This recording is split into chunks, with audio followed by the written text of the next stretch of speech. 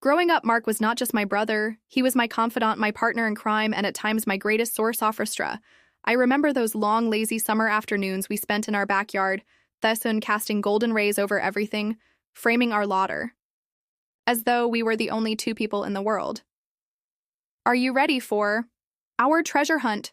I shouted, my voice echoing off the old oak tree. "Yeah, but there's no treasure, right?"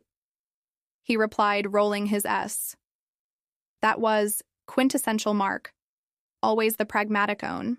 While I lived in a realm of dreams, we began our quest armed with cardboard maps I'd hastily drawn after watching a classic adventure movie. You see, I was the imaginative one, forever spinning tales about pirates and secret islands, while Mark grounded those fantasies with his rational perspective. But I loved him, for that he made sure I didn't float too far away one evening as the sky blushed. With the hues of sunset, we climbed the rickety ladder to our rooftop. I loved those moments of being high, above our neighborhood where we could see the world and feel like explorers. I pulled out my telescope Theon that we had saved up for by collecting pennies from under the couch cushions. "Look at the stars," I exclaimed, pointing it towards the first evening star. That appeared. "Maybe it's a wishing star." Mark smiled, a soft expression that always warmed me. "What would you wish for?" "Shay, I wish for an endless summer."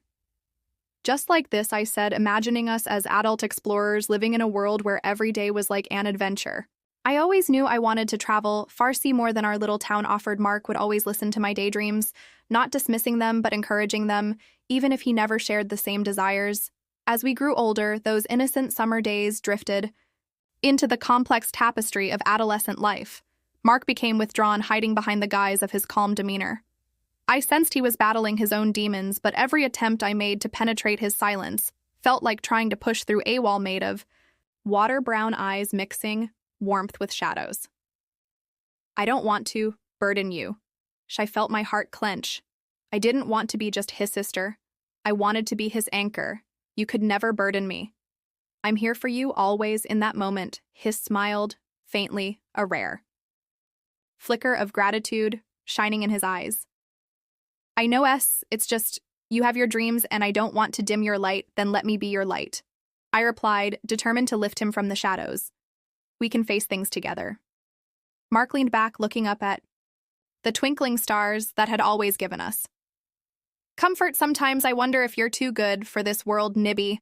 I laughed softly. "But you're stuck with me."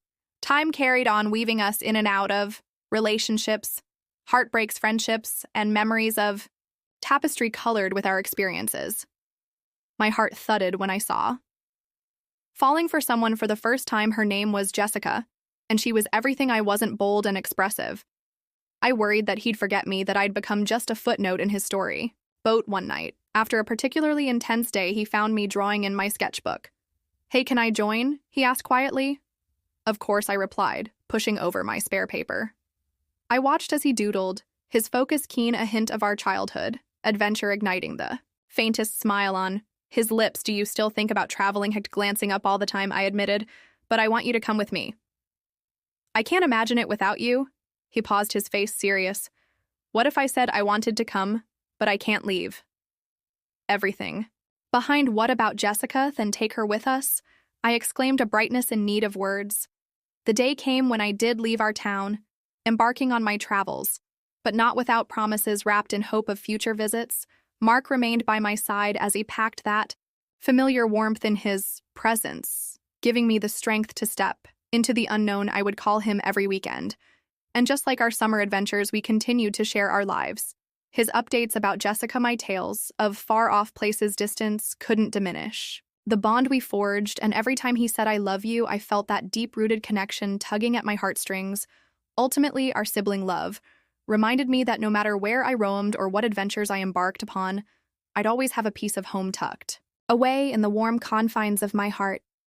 And as the years rolled on, I held into the belief that one day we'd explore the world together, scribbling our own stories of love and adventure.